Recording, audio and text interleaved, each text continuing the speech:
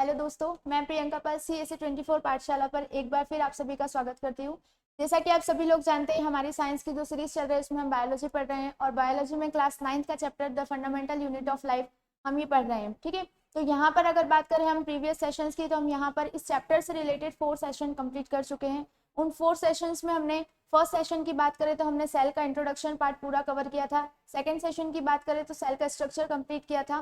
Third session में हमने theory और ऑर्गेनल्स कंप्लीट किए। फोर्थ सेशन में हमने रिमेनिंग ऑर्गेनल्स को कंप्लीट किया। ठीक है, तो अब बात आती है आज के सेशन की। तो आज के सेशन में हम पढ़ने जा रहे हैं जो हमारा चैप्टर है, इसका इंपॉर्टेंट टॉपिक है सेल डिवीजन। ठीक है, तो इस चैप्टर की जो सेल डिवीजन वाले अगर टॉपिक की बात करें तो ये एंड टॉपिक है। हमारा चैप्टर आज यहाँ पर फिनिश हो जाएगा। तो अभी बात करते हैं हम सेल ऑर्गेनल्स की, जो हमारे रिमेनिंग थे। तो कल हमने पढ़ा था कि सेल जितने भी ऑर्गेनल्स हमने पढ़े थे, उन ऑर्गेनल्स में कुछ ऑर्गेन्स हम डिस्कस कर चुके थे। जैसे कि हमने डिस्कस किया था कल सेल मेम्ब्रेन के बारे में, सेल वॉल के बारे में। फर्स्ट हमने पढ़ा था cell membrane, second cell wall and nucleus. इनके बारे में हम कल डिस्कस कर चुके थे। आज आगे बढ़ते हैं।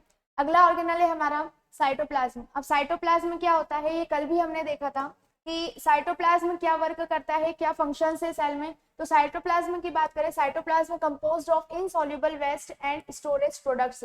जो साइटोप्लाज्म होता है वो किस तरह का स्ट्रक्चर होता है, अगर पहले हम ये बात करें तो साइटोप्लाज्म फ्लूइड लाइट स्ट्रक्चर होता है सेल के अंदर।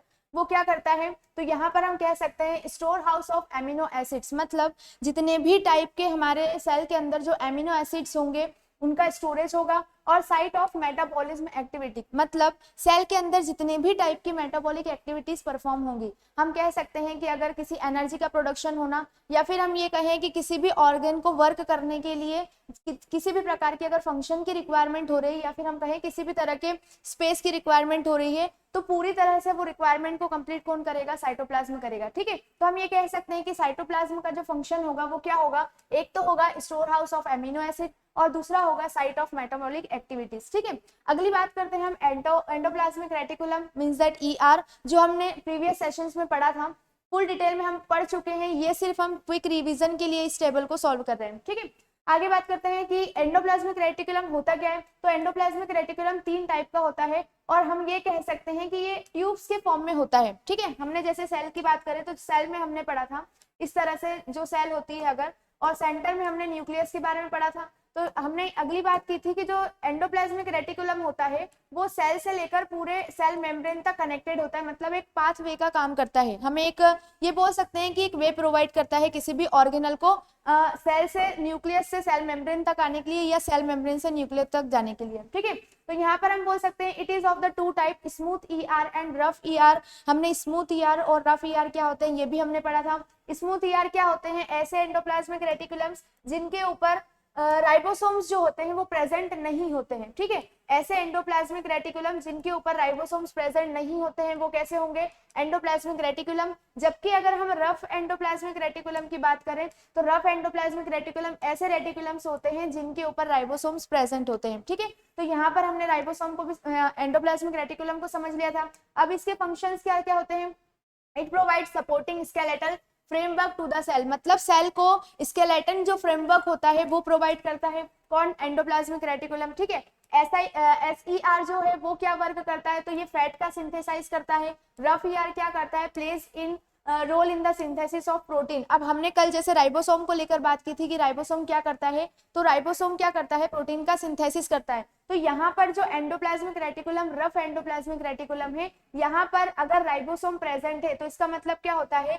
कि जो सिंथेसिस होगा वो प्रोटीन का किस जगह पर होगा, वहां पर हम क्या बोलेंगे, RER पर होगा, रफ एंडोप्लाज्मिक रेटिकुलम पर होगा। ठीक है, अगली बात करते हैं अगर अगले ऑर्गेनल की, तो गोल्जी एपेरेटस। ये कल की ही स्लाइड में हमने पढ़ा था कि गोल्गी एपेरेटस जो होता है वो क्या वर्क करता है। तो हमने सबसे मोस्ट इंपॉर्टेंट अगर गोल्जी एपेरेटस फंक्शन की बात करें तो ये क्या करता था, लाइबोसोम का फॉर्मेशन करता था। ठीक है, किसका फॉर्मेशन करता था, लाइसोसोम का। दूसरा हम क्या बोल सकते हैं, consist of stacked together two parallel rows. मतलब हमने ये देखा कि कल हमने जो गोल्जी एपेरेटस देखा था किस टाइप का होता है, इस टाइप से कुछ होता है और इसमें अलग अलग फंक्शंस वर्क करते हैं। मतलब इस तरह से हम बोल सकते हैं, इस तरह का अगर जो स्ट्रक्चर होता है इसमें भी इसके जो पार्ट्स दिए गए हैं ये अलग अलग फंक्शन वर्क करते हैं। इस पार्ट का फंक्शन अलग होगा, इस पार्ट का फंक्शन अलग होगा, अपने अकॉर्डिंग ये वर्क करते हैं। सेल को किस टाइम पर किसकी रिक्वायरमेंट है उसके अकॉर्डिंग ये वर्क करता है, ठीक है। तो यहाँ पर हम इसके लिए क्या बात कर सकते हैं, it packages material synthesized in the cell and dispersed from the cell across plasma membrane, ठीक है। कल हमने एक चीज और देखी थी कि जो स्टोरेज का काम होता है सेल के अंदर किसी भी फूड मटेरियल का, या फिर हम ये कहें किसी भी सब्सटेंस का अगर स्टोरेज का काम हो रहा है, या फिर हम ये कहें मॉडिफिकेशन हो रहा है या उसकी पैकेजिंग हो रही है। अब यहाँ पर हमने एक और बात की थी कि जो ट्रांसपोर्टेशन में अगर हेल्प करेगा तो वो कौन करेगा, एंडोप्लाज्मिक रेटिकुलम करेगा, जबकि ट्रांसपोर्टेशन का काम कौन करेगा, गोल्जी एपेरेटस करेगा। पूरा वर्क जो स्टोरेज का था, पैकेजिंग का था, वो काम कौन कर रहा था, गोल्जी एपेरेटस कर रहा था, ठीक है। तो यहाँ पर हमने क्या बोला कि एक तो हमने ये बता दिया कि इसका क्या वर्क हो सकता है, तो हम इसका पैकेजिंग का वर्क बोल सकते हैं। दूसरा हम ये बोल सकते हैं कि जो गोल्जी एपेरेटस है वो किसका प्रोडक्शन करता है, लाइसोसोम का प्रोडक्शन करता है, मींस दैट किसका फॉर्मेशन करता है, तो लाइसोसोम का फॉर्मेशन करता है। यहाँ से ये क्वेश्चन बहुत बार पूछा गया है कि लाइसोसोम का फॉर्मेशन किस ऑर्गन के द्वारा किया जाता है, या फिर हम ये कहें कि जो हम नीट एग्जाम्स जो होती हैं और जेई एग्जाम्स जो देखे उसमें बहुत ट्रिकी करके ये क्वेश्चंस पूछा गया था कि ऐसा कौन सा ऑर्गन है जो किसी ऑर्गन का फॉर्मेशन करता है।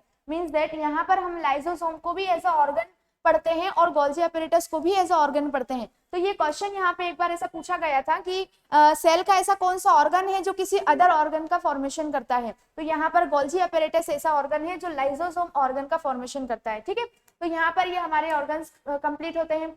आगे बढ़ते हैं, नेक्स्ट ऑर्गन है हमारा माइटोकॉन्ड्रिया। अब माइटोकॉन्ड्रिया क्या होता है, तो माइटोकॉन्ड्रिया को हम पहले ही पढ़ चुके हैं कि माइटोकॉन्ड्रिया क्या होता है, क्या इसका फंक्शन है, कैसा इसका स्ट्रक्चर है, ठीक है। तो यहाँ पे अगर हम माइटोकॉन्ड्रिया की बात करें तो हमने पढ़ा था कि जो माइटोकॉन्ड्रिया होता है वो डबल लेयर स्ट्रक्चर होता है। डबल लेयर स्ट्रक्चर किस तरह से होता है, तो हमने एक स्ट्रक्चर पढ़ा था, हमने ये देखा था इसमें कि इसके अंदर की साइड एक स्ट्रक्चर होता है फिंगर लाइक स्ट्रक्चर, ठीक है। उसके अंदर या फिर हम ये कहें कि उसका अदर जो रिमेनिंग पार्ट होता है वहां पर एक फ्लूइड लाइक स्ट्रक्चर होता है जिसको हमने क्या कहा था, मैट्रिक्स कहा था, ठीक है। मींस दैट हम ये कह सकते हैं कि ये दो लेयर्स में डिवाइडेड होता है, एक होती है आउटर लेयर और एक होती है इनर लेयर, ठीक है। तो ये जो होगी ये इनर लेयर होगी जिसको हमने क्या कहा था, क्रिस्टाई कहा था, ठीक है। और जो अंदर फ्लूइड लाइक स्ट्रक्चर है उसको हमने क्या कहा था, मैट्रिक्स कहा था। ये सारी चीजें हम पढ़ चुके थे। बाहर एक आउटर लेयर होगी और इनसाइड एक इनर लेयर होगी, मतलब ये डबल लेयर ऑर्गेनल कहलाएगा, ठीक है। तो यहाँ पर अगली बात करें कि इसका फंक्शन क्या हो सकता है,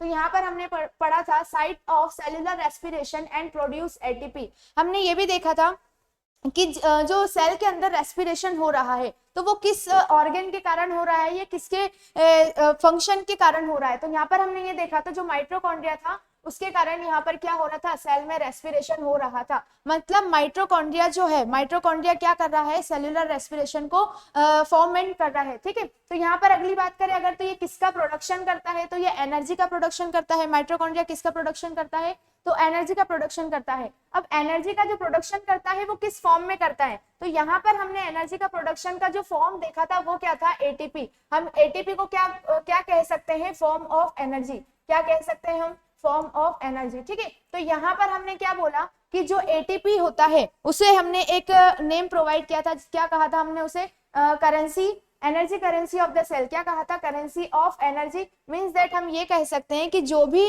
हमें जिस फॉर्म में अगर एनर्जी हमें मिल रही है तो वो फॉर्म कैसा है, एटीपी का है, ठीक है। तो इस एटीपी को हमने क्या कहा था, करेंसी ऑफ एनर्जी, ठीक है। आगे बढ़ते हैं, अगला है हमारा क्लोरोप्लास्ट। अब क्लोरोप्लास्ट क्या होता है ये भी हम पढ़ चुके थे, ठीक है। क्लोरोप्लास्ट क्या होता है, क्लोरोप्लास्ट कहाँ पाया जाता है, तो क्लोरोप्लास्ट की अगर बात करते हैं तो क्लोरोप्लास्ट जो होता है वो प्लांट सेल में पाया जाता है, हमने देखा था, ठीक है। जब हमने प्लास्टिड पढ़ा था उसमें भी हमने पढ़ा था। तो यहाँ पे क्लोरोप्लास्ट को क्या कहा गया है, किचन ऑफ द सेल। क्यों कहा गया है, क्योंकि यहाँ पर क्या होता है, एनर्जी का प्रोडक्शन होता है, ठीक है। अगर आगे इसकी बात करें तो site of photosynthesis and store food in the form of carbohydrate, ठीक है। तो यहाँ पर अगर हम क्लोरोप्लास्ट की बात करें तो फोटोसिंथेसिस में ये वर्क करता है और स्टोरेज करता है किसका, फूड का मैक्सिमम स्टोरेज करने के कारण इसको क्या कहा गया था, किचन ऑफ द सेल, ठीक है। अगर माइटोकॉन्ड्रिया को की बात करें तो ये power house of the cell, यहाँ पे दोनों चीजें एनर्जी को या फूड को रिप्रेजेंट कर रही है। तो यहाँ पे क्या होगा, प्रोडक्शन ऑफ फूड होगा, जबकि यहाँ पे क्या होगा, स्टोरेज ऑफ फूड होगा, ठीक है। दोनों चीजें ध्यान से समझनी है। आगे बात करते हैं अगर हम लाइसोसोम की, तो लाइसोसोम क्या होता है, लाइसोसोम के लिए हमने एक नाम दिया था, क्या कहा था, suicidal bag of the cell. मतलब लाइसोसोम को suicidal bag of the cell कहा था। ये क्यों कहा गया था, हमने कल वाली क्लासेस में बहुत अच्छे से समझ लिया था, ठीक है। अब ये क्या करता है, contains digestive enzyme and helps in the intracellular digestion.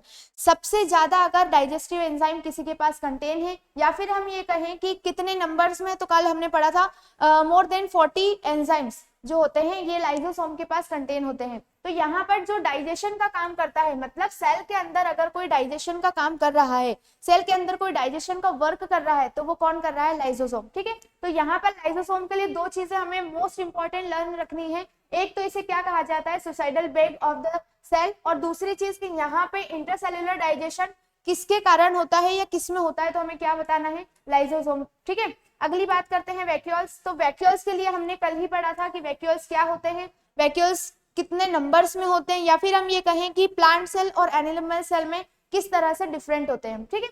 तो वैक्यूल्स क्या होते हैं, वैक्यूल्स जो होते हैं वो फ्लूइड फील्ड स्ट्रक्चर होते हैं जो कि एक बाउंडेड होते हैं। अब वो यहाँ पर हम अगर बात करें कि जिस लेयर से बाउंडेड होते हैं उसे क्या कहा जाता है, तो यहाँ पर मोस्ट इंपॉर्टेंट थिंग कि उसे टोनोप्लास्ट कहा जाता है। क्या कहा जाता है, टोनोप्लास्ट। मतलब जैसे कि अगर मैं कल जो हमने कल पढ़ा था, तो उसमें हमने पढ़ा था कि इस तरह के ओवल शेप में जो होता है वैक्यूल्स होता है, ठीक है। तो इस वैक्यूल की ये जो आउटर लेयर बोली है, इसी को क्या कहा जाता है, टोनोप्लास्ट कहा जाता है। मतलब जिस लेयर से मिलकर वो बना होता है, या फिर हम ये कहें उसके अंदर का जो फ्लूइड स्ट्रक्चर है उसको मेंटेन कौन रखता है, कौन सी लेयर उसे मेंटेन रखती है, तो हम यहाँ बोल सकते हैं कि जो टोनोप्लास्ट लेयर होती है वो मेंटेन रखती है। तो वैक्यूल की आउटर मोस्ट लेयर, या फिर हम ये कहें कि वैक्यूल की जो लेयर होती है उसे क्या कहा गया है, तो हम उसे क्या कहेंगे, टोनोप्लास्ट कहेंगे, ठीक है। तो यहाँ पर हम ये देख सकते हैं, इसके फंक्शंस भी हम कल पढ़ चुके थे कि ये क्या करता है, प्लांट सेल के लिए क्या वर्क करता है, एनिमल सेल के लिए क्या वर्क करता है। तो हम अगर इजी फॉर्म में अगर बोले तो हम ये बोल सकते हैं कि स्टोरेज का वर्क ये भी करता है,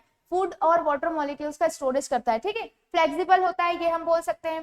तो ये सारी चीजें हम कल पढ़ चुके थे, ठीक है। आगे बढ़ते हैं। अब हम ये देखेंगे कि जब सारे ऑर्गेनल्स हमने पढ़ लिए, सेल के जितने भी ऑर्गेनल्स थे सारे हम कंप्लीट कर चुके हैं, सबका स्ट्रक्चर हमने देख लिया कैसा होता है, सबका फंक्शन हमने देख लिया कैसा होता है, किसने, अब ये एक चीज इसमें सिर्फ बची है कि किस ऑर्गन को किसने डिस्कवर किया है। तो ये बहुत डीप का क्वेश्चन होते हैं, ये भी हम सॉल्व करेंगे आगे आने वाले सेशंस में।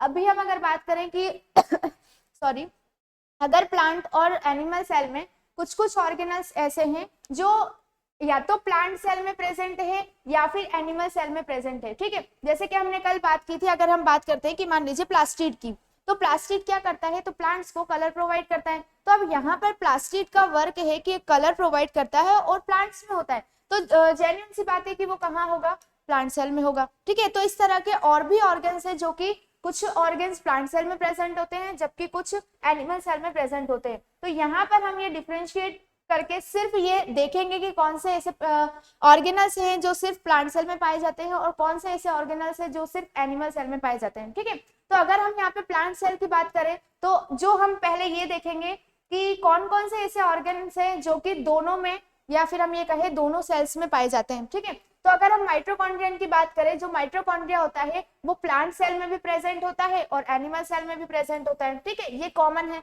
ठीक है। दूसरी बात करें अगर न्यूक्लियस, तो न्यूक्लियस जो है वो प्लांट सेल में भी होता है और एनिमल सेल में भी होता है। एंडोप्लाज्मिक रेटिकुलम ये भी प्लांट सेल में होता है और एनिमल सेल में होता है। राइबोसोम्स जो ये भी प्लांट सेल में होते हैं और ये भी एनिमल सेल्स में होते हैं। गोल्गी एपेरेटस तो ये प्लांट सेल में भी होते हैं और एनिमल सेल में भी होते हैं।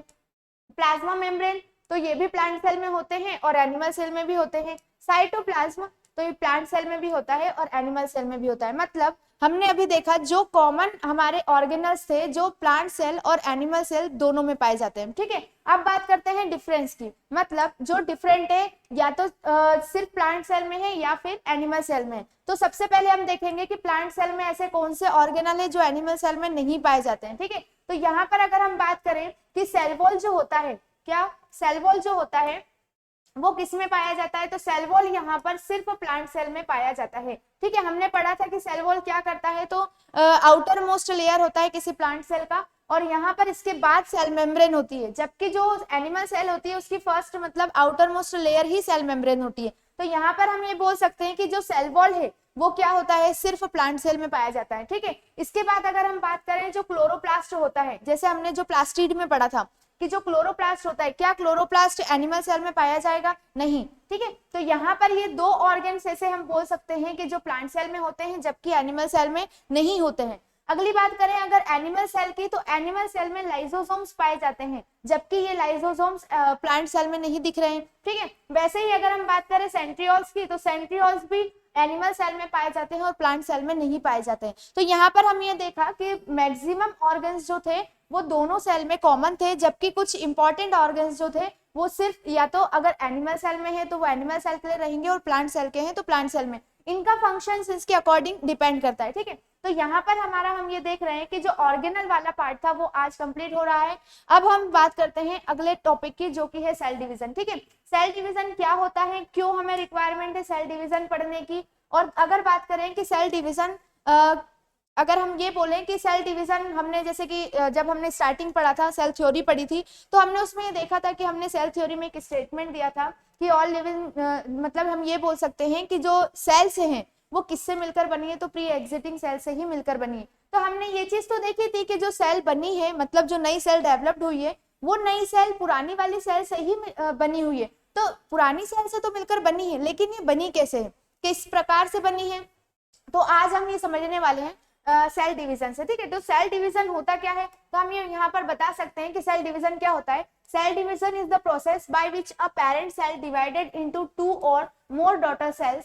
Cell division usually occur as part of a larger cell cycle. हम ये बोल सकते हैं कि सेल डिवीजन क्या होता है। सेल डिवीजन में ऐसा डिवीजन होता है जिसमें एक सिंगल सेल से मतलब हम ये कह सकते हैं पेरेंट सेल से डॉटर सेल्स का प्रोडक्शन होता है, ठीक है। हम क्या कह सकते हैं यहाँ पर, हम इस तरह से बता सकते हैं कि मान लीजिए कोई सेल है और इस सेल से अगर इसका डिवीजन हो रहा है तो यहाँ पर दो सेल या फिर हम ये कह सकते हैं कि डॉटर सेल्स के रूप में हमें नई सेल्स मिलेंगी। तो यहाँ पर हमने जो सेल थ्योरी में पढ़ा था कि जो प्री एग्जिटिंग सेल होती है उसी से हमें क्या होता है, न्यू सेल मिलती है। तो यहाँ पर सेल डिवीजन में भी हम यही पढ़ेंगे कि जो सेल डिवीजन होता है वो पेरेंट सेल से ही होता है और किसके लिए होता है, वो डॉटर सेल के लिए। तो अभी हमने पढ़ा कि cell division is the process by which a parent cell, मतलब किसी एक पेरेंट सेल से डिवाइड्स इनटू 2 और मोर डॉटर सेल्स। यहाँ पर मैंने सिर्फ 2 डॉटर सेल्स के लिए बताया, जबकि जब हम अभी आगे पढ़ेंगे सेल्स के सेल डिवीजन के टाइप, तो उसमें देखेंगे कि कुछ कुछ जो सेल डिवीजन होगा उसमें क्या होगा, एक पेरेंट सेल से सिर्फ 2 ही सेल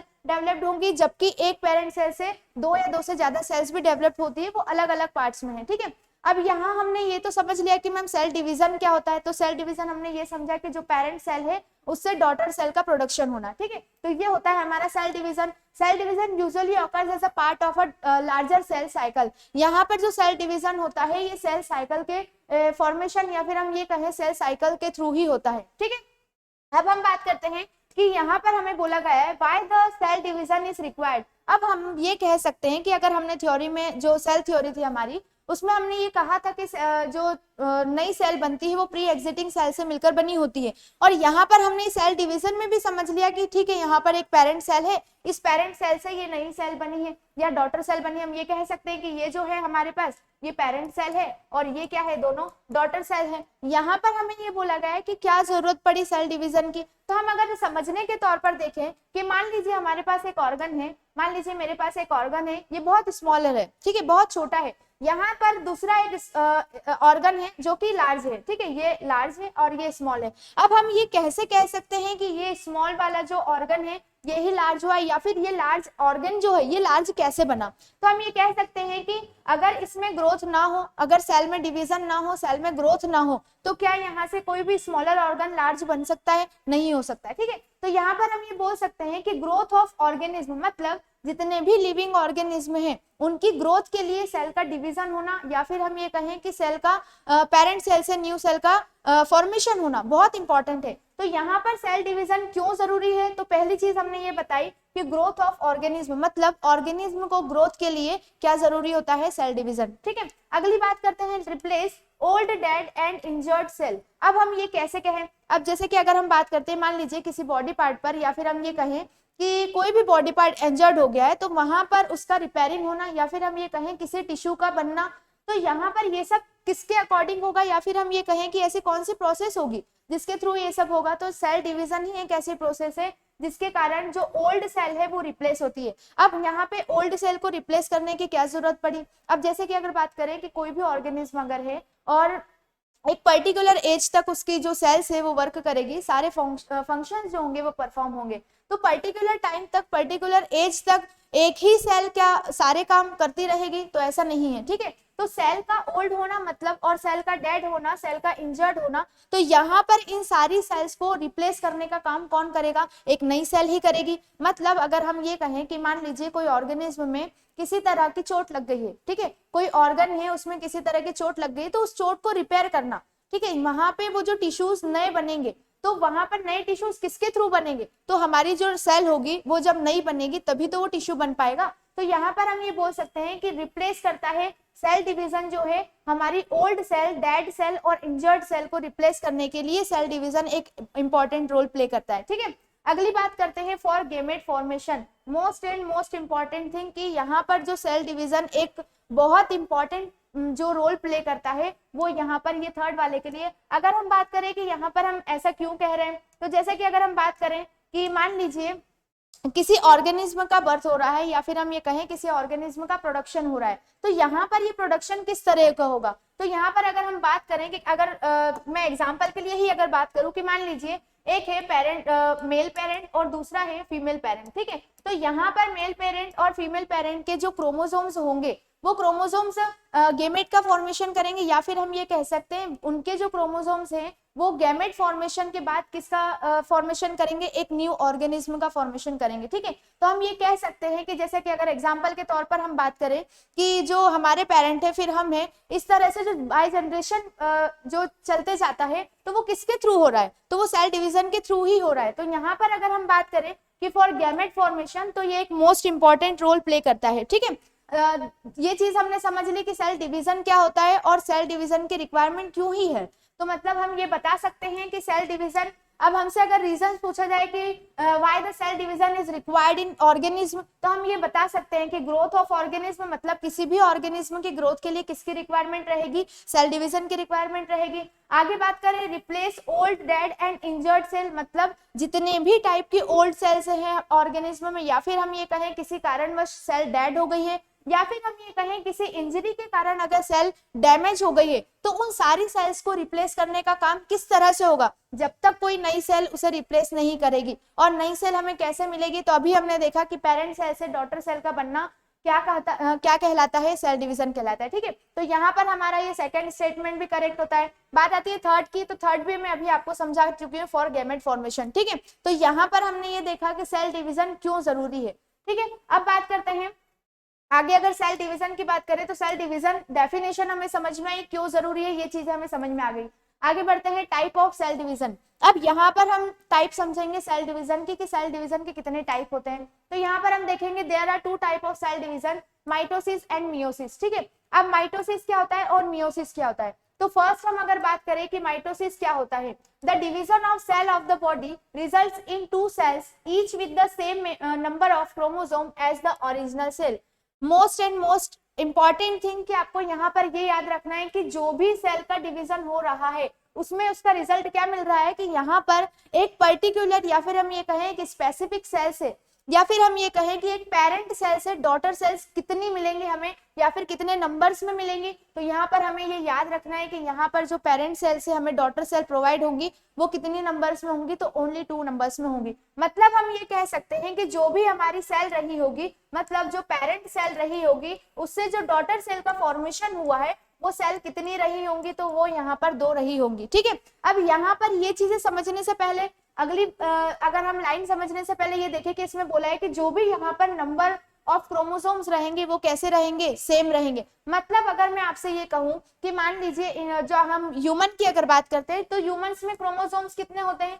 ह्यूमंस में क्रोमोसोम्स की नंबर कितनी होती है? 46, ठीक है। तो यहाँ पर अगर मैं एक क्वेश्चन पूछूं कि मान लीजिए अगर ह्यूमंस में गैमेट का फॉर्मेशन हो रहा है तो यहाँ पर क्या 46 क्रोमोसोम्स ही पूरे के पूरे जाएंगे, या फिर हम ये कहें जो क्रोमेटिड फंक्शन होता है वो क्या पूरा 46 रहेगा? तो नहीं, एक बात हमेशा ध्यान रखनी है सभी को कि जो भी गैमेट फॉर्मेशन होता है, जैसे हमने लास्ट अभी बताया था कि गैमेट की फॉर्मेशन में सेल डिवीजन एक इंपॉर्टेंट रोल प्ले करता है, तो उस गैमेट फॉर्मेशन में जो क्रोमोसोम्स के नंबर होते हैं वो हाफ हो जाते हैं। यहाँ पर बिल्कुल ध्यान रखना है ये चीज कि जो क्रोमेटिड होता है या फिर हम ये कहें क्रोमोसोम्स जो होते हैं वो गैमेट फॉर्मेशन में या फिर गैमेट्स में हाफ नंबर में हो जाते हैं। ठीक है, तो यहाँ पर हमने ये देखा कि जो मिटोसिस होता है या फिर माइटोसिस जो होता है, तो उसमें क्या होता है, जो भी सेल डिवाइड होती है, जो भी सेल यहाँ पर डिवाइड हो रही है, वो पेरेंट सेल से डॉटर सेल में जितनी सेल डिवाइड होंगी उनके नंबर कितने रहेंगे, ऑलवेज 2 रहेंगे। ठीक है, तो यहाँ पर माइटोसिस को हम ये डेफिनेट कर सकते हैं या फिर हम उसे डिफाइन कर सकते हैं कि the division of cell of the body results in the 2 cells each with the same number of chromosomes. मतलब हम ये कह सकते हैं कि जो भी नंबर ऑफ क्रोमोसोम्स होंगे वो सेम रहे होंगे, किसमें, पेरेंट सेल में और डॉटर सेल में। ठीक है, तो यहाँ पर हमें ये समझ में आता है। अगर हम अदर डेफिनेशन की बात करें कि इसके अलावा हम और अच्छे से क्या इसे डिराइव कर पाएंगे, तो हाँ हम ये बोल सकते हैं a process of asexual reproduction in which the cell divides into 2 producing replica with an equal number of chromosomes. अब यहाँ पर ये जो रिप्लिका वर्ड आया है ये क्या है? ठीक है, ये एक हम ये कह सकते हैं कि ये एक मॉडरेट, यहाँ पे हम इसे क्या कह सकते हैं, ये एक मॉडरेट लेवल डेफिनेशन है और एक नॉर्मल डेफिनेशन है। ठीक है, तो यहाँ पर हम ये कह सकते हैं, अगर यहाँ पर रेप्लिका को लेकर अगर मैं बात कहूँ तो मैं सिर्फ यही समझा सकती हूँ, जैसे कि अगर मैंने मान लीजिए किसी पेरेंट सेल से और डॉटर सेल का फॉर्मेशन किया। ठीक है, तो यहाँ पर डायरेक्टली ये इस तरह से नहीं हो जाएगा।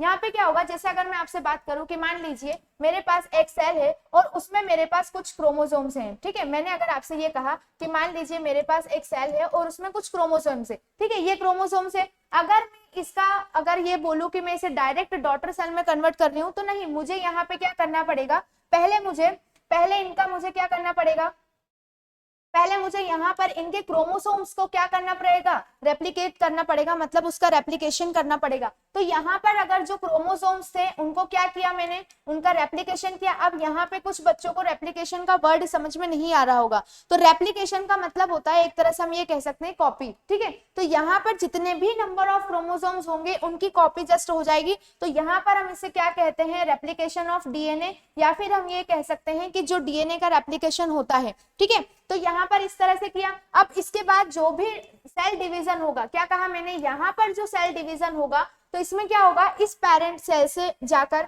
यहाँ पे कितने कितने क्रोमोसोम्स बढ़ जाएंगे, तो यहाँ पर 2-2 क्रोमोसोम्स बढ़ जाएंगे। जैसे कि हमने डेफिनेशन में अभी कहा कि यहाँ पर जो भी सेल होती है, जो भी पेरेंट सेल से डॉटर सेल फॉर्मेट होती है, उसमें जो नंबर ऑफ क्रोमोसोम्स होते हैं वो किस तरह के होते हैं, सेम होते हैं। मतलब आप यहाँ पर देखिए, थोड़ा सा वापस करते हैं इसको, जैसे समझते हैं।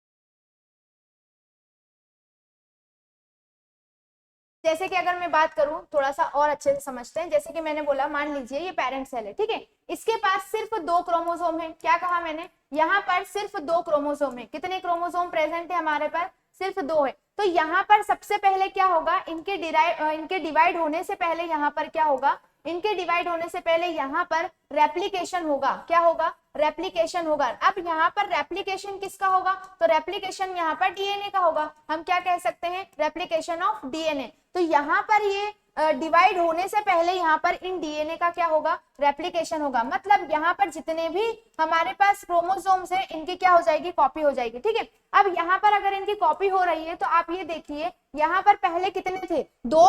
ठीक है, अब यहाँ पर जैसे ही इनकी कॉपी होगी तो इससे 2 फॉर्मेट हो जाएंगे, इससे 2 फॉर्मेट हो जाएंगे, तो टोटल नंबर ऑफ कितने हो जाएंगे, 4।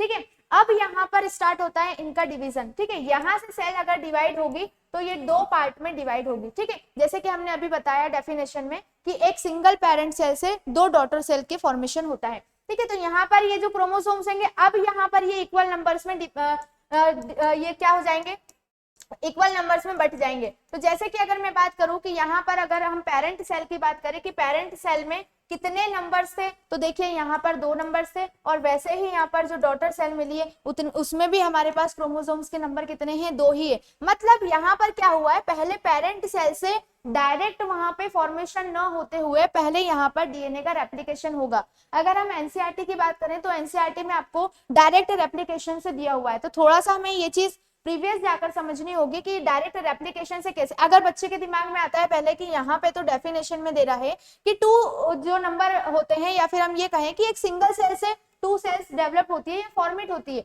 तो यहाँ पर तो सिर्फ यहाँ पर डायरेक्ट बोला गया है कि इसमें 4 नंबर्स हैं, क्या ये डायरेक्ट हो सकते हैं? यहाँ पर तो ये 4 बता रहा है और यहाँ पर ये 2 बता रहे हैं, तो हम यहाँ पे थोड़ा सा कंफ्यूज हो जाते हैं। तो इस कंफ्यूजन से बचने के लिए हमें पहले ये पढ़ना पड़ेगा कि यहाँ पर क्या होता है, एक पेरेंट सेल होती है, उस पेरेंट सेल में पहले डीएनए का रेप्लिकेशन होता है, ठीक है। इन डीएनए के रेप्लिकेशन के बाद ही फिर यहाँ पर क्या होगा, नए सेल का डिवीजन होगा, नई सेल फॉर्मेट होगी, ठीक है। तो यहाँ पर ये चीज समझ में आ गई। और ये चीज जो हमने अभी पढ़ी थी कि जो डेफिनेशन की process of asexual reproduction in which the cell divides into 2 producing a replica with an equal number of chromosomes in each resulting diploid cell, ठीक है। तो यहाँ पर हमने ये सीखा। अब यहाँ पर ये चीज एक नई मिली हमें, डाइप्लॉइड सेल क्या होती है, तो यहाँ पर हम ये बोलेंगे कि ये सेल क्या कहलाएगी, डाइप्लॉइड सेल कहलाएगी, ठीक है। आगे बढ़ते हैं। अब बात आती है मियोसिस। मियोसिस क्या होता है? द सेल डिवीजन, अब ये थोड़ा सा चेंज है, the cell division of cell 2 stages that result in 4 cells each with the half of the chromosomes of the original cell। हमने प्रीवियस में क्या पढ़ा था, हमने पिछले वाले स्लाइड में पढ़ा था, या हम ये कहें कि पिछले वाले टाइप में पढ़ा था कि जो हमारा यहाँ पे डिवीजन हो रहा था ओनली 1 टाइम हो रहा था, ठीक है। यहाँ पे हमने डिवीजन क्या देखा था, अभी सिर्फ एक बार डिवीजन हो रहा था सेल में, ठीक है। जबकि यहाँ पर अगर हम बात करें आगे कि मियोसिस में हमें ये बोला है कि द नंबर ऑफ डिवीजन, या फिर हम ये कह सकते हैं the division of cell 2 stages, यहाँ पर ये चीज ध्यान रखिएगा, 2 stage that result in 4 cells. यहाँ पर जब हम माइटोसिस की बात करते हैं तो एक ही स्टेज, मतलब एक ही टाइम पर उसकी जो सेल्स थी वो डिवाइड हो रही थी और 2 सेल्स में डिवाइड हो रही थी। लेकिन यहाँ पर क्या हो रहा है, 2 बार यहाँ पर डिवीजन हो रहा है और उस 2 डिवीजन में क्या हो रहा है, 4 सेल डेवलप हो रही है। मतलब यहाँ पे सेल का फॉर्मेशन कितना हो रहा है, तो 4 सेल्स का फॉर्मेशन हो रहा है। तो मियोसिस के लिए हम ये कह सकते हैं the division of cell 2 stage that result in the 4 cells each with the half of the chromosomes. अभी लास्ट हमने मिटोसिस में पढ़ा था, या फिर हम ये कहें हमने माइटोसिस में पढ़ा था कि जो क्रोमोसोम्स के नंबर थे, जो भी पेरेंट सेल से चाइल्ड सेल या फिर हम ये कहें डॉटर सेल में जो क्रोमोसोम्स थे वो कैसे थे, इक्वल नंबर थे। मतलब पेरेंट सेल में भी दो क्रोमोसोम थे और डॉटर सेल में भी 2 क्रोमोसोम थे। यहाँ पर ये होता है जो मियोसिस वाला सेल डिवीजन होता है, इसमें क्या होता है, पेरेंट सेल के जितने भी नंबर ऑफ क्रोमोसोम्स होते हैं वो डॉटर सेल में जाकर क्या हो जाते हैं, हाफ हो जाते हैं, ठीक है। तो यहाँ पर हमने मियोसिस को समझ लिया। एक और डेफिनेशन अगर इसमें बात करें हम, तो the process of sexual reproduction in which the number of chromosomes become reduces by the half producing 2 haploid cell. अब यहाँ पर ये जो हैप्लॉइड सेल बोला है इसको थोड़ा सा समझते हैं। जैसे कि अगर मैं बात करूं, मान लीजिए मेरे पास कोई एक सेल है, मेरे पास एक सेल है, ठीक है। यहाँ पर क्या हुआ है, इस सेल से पहले 2 डॉटर सेल बनेंगी, इन 2 डॉटर सेल से भी फिर 2 डॉटर सेल बनेगी। मतलब मैंने ये देखा कि पहले वाला जो माइटोसिस वाला हमारा सेल डिवीजन था उसमें सिर्फ पेरेंट सेल से डायरेक्ट डॉटर सेल हमने देखी थी, लेकिन यहाँ पर हमने देखा कि यहाँ पर पेरेंट सेल से ये डॉटर सेल बनती है और इन डॉटर सेल से वापस से यहाँ इसमें जो है डिवीजन होता है। तो यहाँ पर आप देखिए फर्स्ट स्टेज ये वाला कंप्लीट हुआ और सेकेंड स्टेज ये वाला कंप्लीट हुआ। मतलब हमने यहाँ पर जो मियोसिस में बोला है कि इस तरह का डिवीजन जिसमें 2 स्टेजेस परफॉर्म होती है सेल डिवीजन के लिए, तो वो क्या होगा, मियोसिस होगा। तो मियोसिस की ऐसी प्रोसेस होती है सेल डिवीजन की, या फिर हम ये कह सकते हैं meiosis is the process in which cell division क्या होता है, तो यहाँ पर 2 स्टेजेस में जो है डॉटर सेल्स फॉर्मेट होती है, या फिर हम ये कह सकते हैं कि जो डॉटर सेल का फॉर्मेशन होता है वो 2 स्टेजेस में होता है। और लास्ट वाले की अगर हम बात करें तो माइटोसिस में हमारे पास 2 डॉटर सेल्स मिल रही थी, जबकि यहाँ पर मियोसिस में हमारे पास 4 डॉटर सेल्स हमें मिल रही हैं, ठीक है। तो ये होता है मियोसिस। अब अगर हम बात करें कि मान लीजिए माइटोसिस और मियोसिस, मैम हमें समझ में तो आ गया, अगर इसके लिए डिफरेंस पूछा जाए एग्जाम में तो कैसे करेंगे, तो यहाँ पर हम डिफरेंस पढ़ेंगे कि माइटोसिस क्या होता है और मियोसिस क्या होता है। तो सबसे फर्स्ट अगर हम बात करें तो यहाँ पे देखिए 1 सेल डिवीजन ऑकर्स, मतलब इसमें क्या होता है, सिर्फ एक सेल का डिवीजन होता है। 2 सेल डिवीजन ऑकर्स, मतलब यहाँ पर 2 सेल्स डिवाइड होती हैं, ठीक है। अगली बात करते हैं 2 daughter cells are form. Mitosis के लिए मैंने आपको बताया था कि एक सिंगल पेरेंट सेल से 2 डॉटर सेल फॉर्मेशन होता है, ठीक है। तो यहाँ पर वही बोला है कि 2 डॉटर सेल्स आर फॉर्म्ड, मतलब एक पेरेंट सेल से 2 नई डॉटर सेल्स हमें मिलती है। अगर हम मियोसिस की बात करें तो 4 डॉटर सेल्स आर फॉर्म्ड। अभी थोड़ी देर पहले हमने पढ़ा था, या फिर हम इधर अभी फिगर में देखें तो यहाँ पर देखिए अगर माइटोसिस की हम बात करते हैं तो 2 डॉटर सेल्स आर फॉर्म्ड, मतलब यहाँ पर देखिए ये जो क्या था हमने अभी थोड़ी देर पहले पढ़ा था, किसी पेरेंट सेल से रेप्लिकेशन के बाद कितनी सेल हमें मिल रही थी, सिर्फ 2 सेल हमें मिल रही थी। जबकि यहाँ पर अगर हम मियोसिस की बात करें तो यहाँ पर हमारे पास पेरेंट सेल के बाद जो है 2 सेल हमें पहले मिलती है और उसके बाद वापस से डिवीजन होता है और हमें क्या मिलती है, 4 सेल्स मिलती है। मतलब माइटोसिस डिवीजन जो होता है उसमें हमें 2 सेल का फॉर्मेशन दिखाई देता है, जबकि मियोसिस की अगर बात करें तो हमें कितना सेल्स का फॉर्मेशन दिखाई देता है, 4 डॉटर सेल का फॉर्मेशन दिखाई देता है। अगली बात करें डॉटर सेल्स आर डाइप्लॉइड। अब हमने यहाँ पर क्या बोला है, डॉटर सेल्स आर डाइप्लॉइड। डाइप्लॉइड्स मतलब इनके पास जितने नंबर ऑफ क्रोमोसोम्स रहेंगे वही सेम पेयर में इनके पास भी रहेंगे, मतलब जो पेरेंट सेल के पास नंबर ऑफ क्रोमोसोम्स होंगे वही डॉटर सेल के पास भी नंबर ऑफ क्रोमोसोम्स होंगे।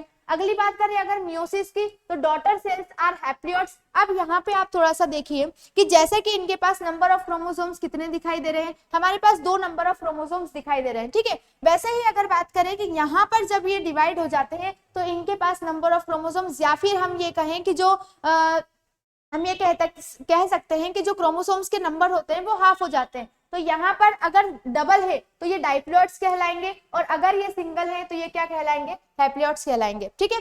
अगर डॉटर सेल, अब माइटोसिस की बात करें, daughter cells are identical, daughter cells are different. मतलब यहाँ पर माइटोसिस की बात करें तो पेरेंट सेल से जो डॉटर सेल होगी वो सेम होगी या फिर हम कहें कि सेम आइडेंटिकल परफॉर्म होंगे। और यहाँ पर बात करें अगर मियोसिस की तो इसमें क्या होगा, जो डॉटर सेल होगी वो डिफरेंट होगी, मतलब जो पेरेंट सेल है उनसे जो डॉटर सेल होगी वो कैसी होगी, डिफरेंट होगी, ठीक है। अगली बात करते हैं occurs for growth and repairing of tissues. यहाँ पर एक छोटा सा हम ये भी समझ सकते हैं कि माइटोसिस जो है उसकी रिक्वायरमेंट क्यों है, या फिर हम ये कहें कि क्या उसका रीजन है। तो यहाँ पर हम ये बोल सकते हैं कि माइटोसिस जो होता है उसमें क्या होता है, क्यों होता है इस तरह का सेल डिवीजन, तो ग्रोथ और रिपेयर ऑफ टिश्यूज, मतलब जो ऑर्गन है या फिर हम ये कहें कि जो सेल है उसकी ग्रोथ के लिए और नए टिश्यू की रिपेयरिंग के लिए ये किस टाइप का सेल डिवीजन परफॉर्म होगा, तो माइटोसिस का सेल डिवीजन परफॉर्म होगा, ठीक है। अगर बात करते हैं occurs for gamete formation, gamete formation में किस तरह के सेल डिवीजन की इंपॉर्टेंट रहेगी, तो यहाँ पर मियोसिस वाला जो सेल डिवीजन होगा या फिर हम ये कहें मियोसिस टाइप का जो सेल डिवीजन होगा इसका रिक्वायरमेंट किसके लिए रहेगा, ऑकर्स फॉर गैमेट फॉर्मेशन। मतलब गैमेट फॉर्मेशन के लिए हमें किस तरह के सेल डिवीजन की आवश्यकता होती है, तो हम ये कह सकते हैं कि गैमेट फॉर्मेशन के लिए हमें मियोसिस टाइप का जो सेल डिवीजन होता है उसकी रिक्वायरमेंट होती है, ठीक है। तो यहाँ पर हमने अभी ये देखा कि माइटोसिस और मियोसिस क्या होते हैं, किस तरह के सेल डिवीजन होते हैं, क्यों हमें इनकी रिक्वायरमेंट होती है। आप यहाँ पे थोड़ा सा ये ध्यान रखिएगा कि जो मिटोसिस और मियोसिस वाला जो हम ये कह सकते हैं जो क्वेश्चन है, ठीक है, ये मोस्ट इंपॉर्टेंट क्वेश्चन है क्लास 9 के जो चैप्टर है फंडामेंटल यूनिट ऑफ लाइफ। इसमें ये समझ लीजिए आपकी एक लॉन्ग आंसर्स में ये क्वेश्चन बनता है और मोस्टली डिफरेंस जो होता है वो तो मोस्ट इंपॉर्टेंट रहता ही है। तो यहाँ पर हमारा जो सेल डिवीजन टॉपिक है वो कंप्लीट होता है, ठीक है। अब यहाँ पे अगर हम बात करें कि जो हमारा बायोलॉजी में चैप्टर हमने जो सीरीज स्टार्ट की थी the fundamental unit of life, इसका जो पूरा चैप्टर था हम ये पूरा पढ़ चुके हैं। लास्ट हमारे प्रीवियस जो 4 सेशन कंडक्ट हुए थे उसमें हमने पूरा सेल के बारे में पढ़ा। अभी जो हमने सेल डिवीजन के बारे में पढ़ा, तो यहाँ पर हमारा the fundamental unit of life जो चैप्टर है उसकी एंडिंग होती है, यहाँ पर हमारा ये चैप्टर फिनिश होता है। जितने भी स्टूडेंट्स मुझे देख रहे हैं और हमसे पढ़ रहे हैं तो वो प्लीज इस लेक्चर के पहले या फिर मैं ये कहूँ कि अगर सिर्फ यही लेक्चर देखा तो आप प्रीवियस लेक्चर्स भी देखें और ज्यादा से ज्यादा इस लेक्चर्स को शेयर करें, ठीक है। तो यहाँ पर अगर हम बात करें तो ये चैप्टर हमारा कंप्लीट होता है। नेक्स्ट क्लास में हम मिलेंगे एक नए टॉपिक के साथ। और दूसरी बात कि जिन स्टूडेंट्स को अगर केमिस्ट्री पढ़ना है तो वो प्लीज कमेंट सेक्शन में कमेंट करें जो भी टॉपिक आप हमसे पढ़ना चाहते हैं, ठीक है। तो मिलते हैं नेक्स्ट सेशन में। Thank you.